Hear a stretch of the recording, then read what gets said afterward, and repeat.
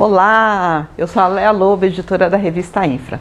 Hoje o nosso agradecimento pelo apoio ao Infra FM Talks é para o senhor José Ricardo Queiroz. Ele é sócio-diretor da CCN Automação, que é uma empresa especializada no fornecimento e implantação de sistemas de automação, detecção de incêndios, CFTV e controle de acesso. Muito obrigada.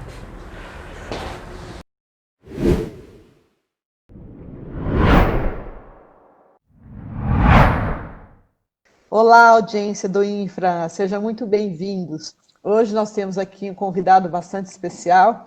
Eu estou falando aí de um arquiteto que é ícone aí do novo setor, e nós estamos falando do arquiteto Edu Rocha. O Edu Rocha, que hoje ele é CEO da Edu Rocha Arquitetura e Planejamento, vai compartilhar com a gente aqui algumas impressões sobre o nosso mercado, né? E sobre alguns projetos que ele está desenvolvendo no mercado brasileiro. Edu, seja muito bem-vindo, é uma alegria tê-lo aqui com a gente. Muito obrigado pelo convite, Léa, fico muito contente de estar participando desse nosso papo, entrevista, a respeito desses assuntos que hoje são tão importantes para a gente, né? Muito bem. Edu, você tem um histórico aí sempre de muita inovação nos projetos que você desenvolve, seja de arquitetura ou mesmo arquitetura de interiores, né? E sempre com o uso de tecnologias. E eu queria ouvir de você como que você acredita, né, que está evoluindo esse assunto nos dias de hoje, né, nos projetos que estão sendo desenvolvidos no nosso país. Uhum. Bom, Léa, para quem não sabe, enfim, eu faço arquiteturas, mas me especializei muito em arquitetura de interiores e do prédio, quer dizer, juntar essas duas coisas, mas mais na parte de escritório, porque é a parte que tem mais interesse em termos de tecnologia, porque nas casas, residencial é menos, né? Sim. Então, eu tenho no histórico 15 milhões de metros quadrados de projeto, e só em 2018 e 2019 nós temos 1.800.000 metros quadrados de estudo preliminar, plantas de prefeitura, etc. E então, praticamente 1.200.000 por aí de ar-condicionado pelo piso de projetos meus e 900.000 de projetos certificados, tá certo? Eu acho que antes mesmo de existir o LEED, eu já fazia projeto certificado, entendeu? Então, A arquitetura sempre teve esse olhar, né? Da eficiência, é uma coisa meio natural, tá certo? Quer dizer, eu não posso te dizer que seria diferente isso, porque eu acho que a arquitetura é uma coisa holística, que vai da experiência, a inteligência, o conhecimento. Aí a criatividade une todos esses pontos, né? E há muito tempo atrás eu escrevi uma frase que para mim é o resumo da arquitetura. Qual é a função da arquitetura? Que a arquitetura é essa atitude estética e criativa em função do homem, certo? Usando a tecnologia e principalmente respeitando o meio ambiente. Isso, para mim, é o resumo do que a arquitetura e o que ela significa, né? E, basicamente, o que eu poderia falar para você é o ar é a coisa que a gente respira. É a nossa fonte de vida, certo? Então, trabalhar com a qualidade do ar é uma coisa extremamente importante. O New York Times, em 2003, publicou um texto dizendo que no mundo já tinham 9 gigatoneladas, quer dizer, são 9 bilhões de toneladas de CO2 no ar. E ele previa que em 2025 seriam 15 bilhões. O que acontece é que nós estamos em 2000 e quando foi em 2018 que eles mediram, esse número já estava em 26 bilhões de toneladas. Quer dizer, nós somos uns porcos, tá certo?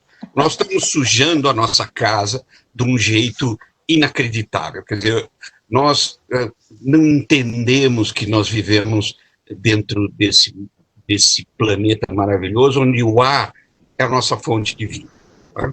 Então, se a gente não respeitar isso, a gente entra dentro de um problema que são as consequências que estão acontecendo hoje. Tá? Então, o Peter Drucker fala uma frase que para mim eu gosto muito, que é, nós estamos nesse momento de que 100 a 200 anos do passado não serve para a gente entender o futuro. E realmente nós estamos dentro desse momento, e é um momento crucial, né? É um momento extremamente difícil. Né? Eu escrevi 2 livros, um é a Arte, a Arquitetura e o Aço, que eu não sei se você tem, se não tiver, você me avisa que eu vou mandar para você. Autografado, por favor. Por favor.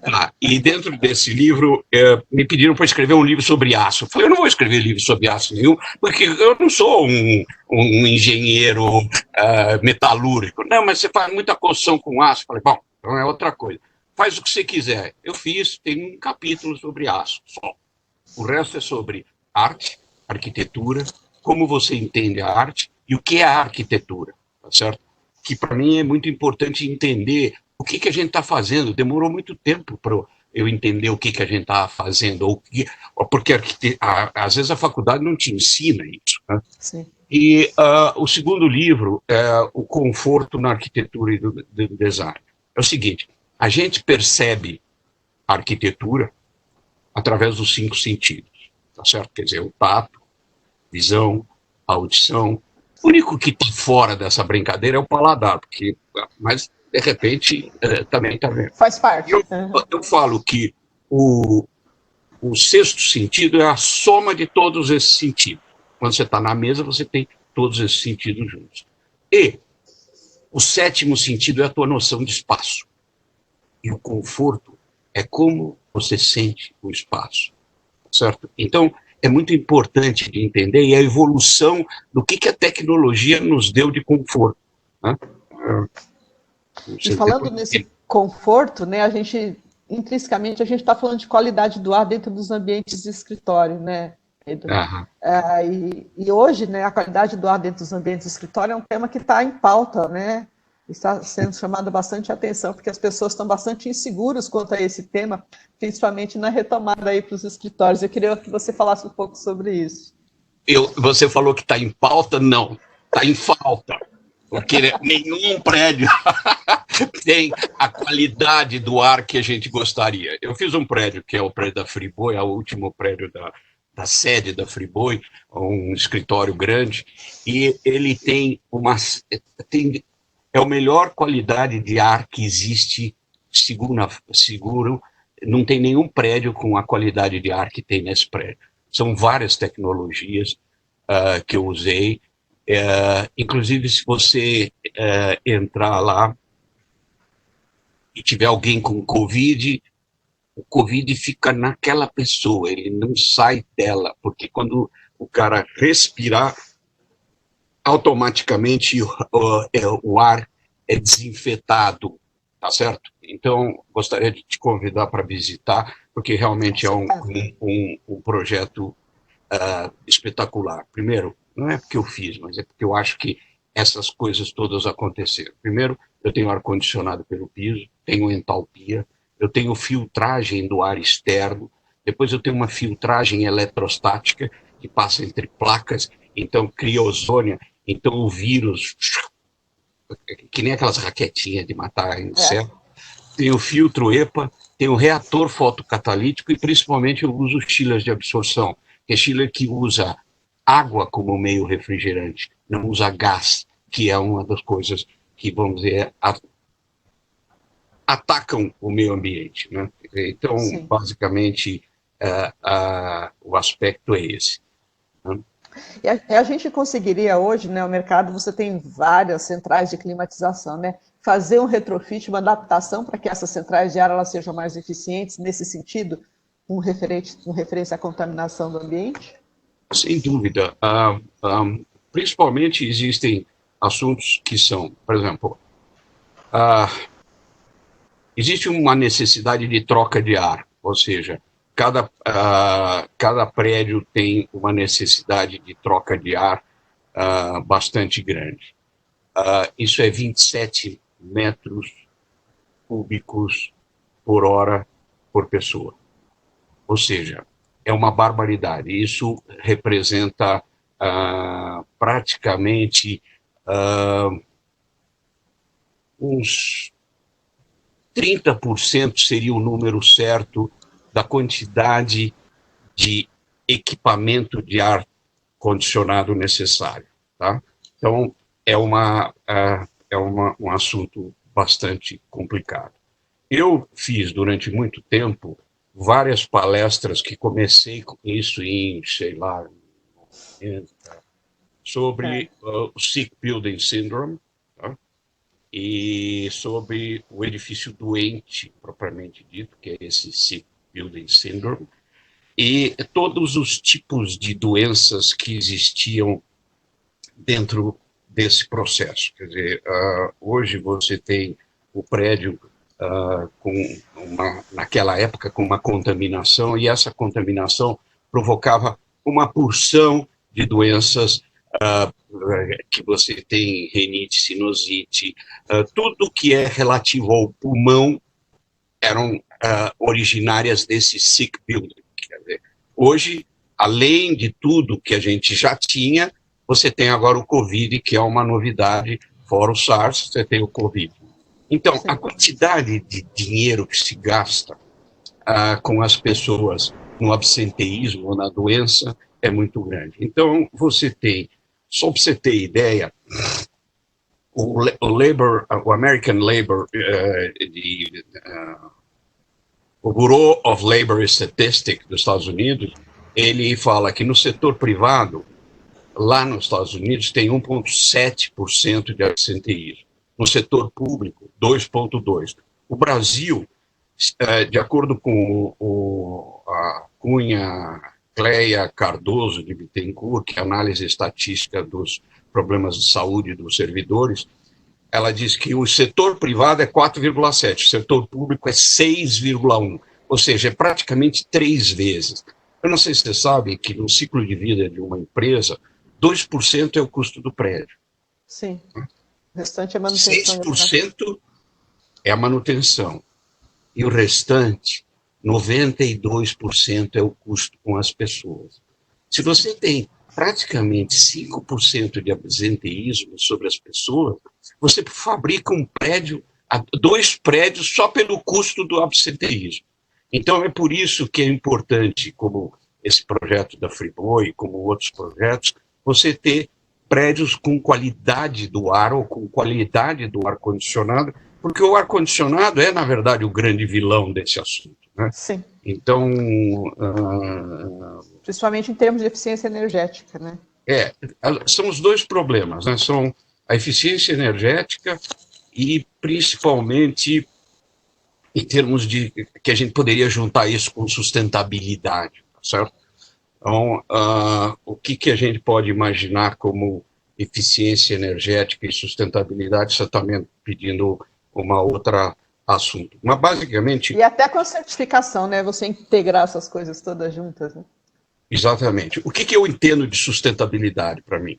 Para mim, a palavra virou sustentabilidade, agora é sustentabilidade para tudo. Até a tua cadeira é sustentável porque está te segurando. É uma loucura. Mas, enfim, o que é sustentabilidade? Sustentabilidade é o que eu chamo de energia física. A energia física é a eletricidade e a água. Água é energia. Tá? E a energia humana, que é a nossa qualidade de vida, quer dizer, a energia que você tem. Então, quando eu estou num lugar confortável, ótimo, a minha energia se mantém. Quando eu estou num lugar não confortável, ele drena a minha energia. Então, esse é o aspecto de sustentabilidade física e humana. Essas duas coisas têm que estar juntas, senão não dá certo. E em termos de sustentabilidade, os desafios são prédios mais sustentáveis, mas principalmente agora uma coisa que chama-se BAP, é Building as a Power Plant. É um prédio que ele produz a sua própria energia, ou ele gaste zero de energia, zero de água, e tem materiais reciclados, tratamento de água. Nós temos vários prédios antes do LEED, onde a gente já tratava o esgoto, já usava água tratada. Então, de uma certa forma, existem vários itens, eu não quero entrar muito nisso, de conservação da energia humana. Quer dizer, um deles é o conforto, a temperatura, a luz, enfim, toda uma série de coisas que envolvem os teus sentidos. E a conservação da energia física, aí sim, é como o prédio foi montado. Eu não sei se você sabe, mas 47% de toda a energia produzida no Brasil é É. consumida pelos prédios. E dessa energia, o ar-condicionado consome entre 60% e 70%. Ou seja, praticamente os prédios, para o ar-condicionado, consomem em torno de 25% de toda a energia produzida no Brasil. É um absurdo. Tá? Sim. E há muito tempo atrás, eu instalei os primeiros BMS, que é o Building Management System, Assistente. dentro dos prédios. Só que agora isso já ficou velho. BMS é uma coisa do passado. Eu montei uma empresa que chama IE, Intelligent Energy, por causa dessa minha preocupação, e eu tenho um sistema que chama-se EMS, Energy Management System, ou seja, como gerenciar a energia. Então, através de uma energia, através de uma inteligência artificial, a gente põe inteligência em tudo que é equipamento. E esse equipamento fala com o computador e esse computador já está programado para dizer tudo que é necessário. Eu não preciso de ninguém lá ficar 2 caras, 3 caras, 24 horas olhando telas para poder dizer o que tem que fazer. Isso já é coisa do passado. É Passado. uma coisa que não existe mais. Na hora que eu ponho esse sistema de EMS, só para você ter ideia, a gente consegue economizar, começar, na hora que a gente está falando nesse assunto de retrofit ou recuperar prédios, só nisso a gente economiza 30%. Tem prédios que a gente consegue economizar até 40% da energia. Aí sim eu consigo produzir energia barata, ou consigo fazer com as células fotovoltaicas, enfim, N soluções. Por exemplo, eu estou fazendo 2 projetos agora que eu não preciso da rede, eu produzo a minha própria energia. Muito Então, bem. E se a gente vai mudar um pouquinho agora de cenário, e como é que você está vendo o desenvolvimento do mercado imobiliário pós-pandemia, os conceitos de home office? Como é que você está enxergando isso, né? E eu acredito que os seus clientes também devem estar bastante curiosos para que você dê soluções, né, o que os oriente, né, nesse sentido. O pessoal vai ficar em home office, vamos ter que remodelar toda a arquitetura interna, vamos ter que fazer. O que nós vamos fazer? Eu queria saber qual que é a sua visão sobre esse assunto. bom, nós estamos hoje não em quarentena, mas em sem centena, que acho que já estou 3 meses em home office. Por que isso? Porque eu gosto? Não, eu estou sendo obrigado. Só. Então, esse assunto do home office, muitas empresas estão falando, não, agora vai ser tudo home office. Eu não acho que isso é verdade. Pode ser que eu esteja enganado, mas o meu feeling não é assim. Nós somos seres humanos, nós estamos dentro de uma sociedade, a gente precisa, sim, eu preciso ver as pessoas, você precisa ver as pessoas, a gente precisa entender a energia que cada uma dessas pessoas passa e entender a relação que as pessoas têm. Então, eu não vejo que a pandemia vai nos colocar, vamos dizer, 100% em home office. Isso para mim, é uma bobagem. A gente vai sim ter prédios diferentes, com melhor qualidade do ar, com melhor tecnologia de filtragens passivas e ativas, tá certo? E vai ter talvez algum espaçamento maior entre as pessoas, porque as pessoas estavam adensando muito. Vai ter home office? Vai. Hoje, dentro da casa, talvez o teu filho tenha mais equipamento eletrônico ou mais potencialidade que você dentro do escritório, porque realmente é muito mais fácil a coisa. Então, eu acho que, primeiro, os prédios vão ter que sofrer retrofits. 2, os escritórios, as empresas vão ter espaços diferenciados, outras alternativas de trabalho, mas que eu acredito que entre 20% e 30% vai ter home office. Essa seria a minha percepção hoje. De novo, é que nem o Peter Drucker fala, não dá para saber o que vai acontecer daqui para frente e quanto tempo esse problema vai gerar, quando é que vai ter vacina, quando a vacina vai ser eficiente, etc, etc. Então, eu não vejo essa ideia só de home office, porque nem todo mundo, eu tenho conversado com amigos meus, falam assim, eu não aguento mais esse negócio de home office. Pelo amor de Deus, eu quero sair, eu quero... As pessoas são assim, as pessoas precisam da convivência, não é... Eu preciso me relacionar, tá certo? Eu não posso ficar isolado do mundo, senão é essa coisa, eu estou preso dentro dessa minha identidade. É um pouco que nem o 1984, nós temos o Big Brother, que é esse celular que a gente está envolvido com isso, mas é muito, muito, muito complicado. Eu acho que a gente... É quase um boicote ao nosso desenvolvimento pessoal e profissional, né? Exatamente. É quase como se a gente ficasse aprisionado ou preso e obrigado a ficar contente com isso. Quer dizer, achar que está ótimo. E não está nada ótimo. Não está nada ótimo. As pessoas estão angustiadas, sofrendo. O desconforto, que é o meu livro do conforto, fala que os meus sentidos precisam estar percebendo. Eu preciso tomar sol, preciso andar na rua, eu preciso ir no cinema, eu preciso ver pessoas, eu preciso conviver. E não é no raio desse negócio do celular, ou na internet, ou no WhatsApp, ou no Facebook, Twitter, Instagram, etc., que nós vamos ser felizes. Concordo. Edu, a maioria da nossa audiência hoje são profissionais que cuidam, né, da edificação, né, que são os facility managers. Eu queria que você desse uma mensagem para eles, né, sobre porque, querendo ou não, a preocupação desses profissionais é o bem-estar das pessoas dentro do ambiente de trabalho, né? E qual seria a sua mensagem para que eles observassem um pouco melhor aí, né, de como eles poderiam fazer isso da melhor maneira possível? Eu acho que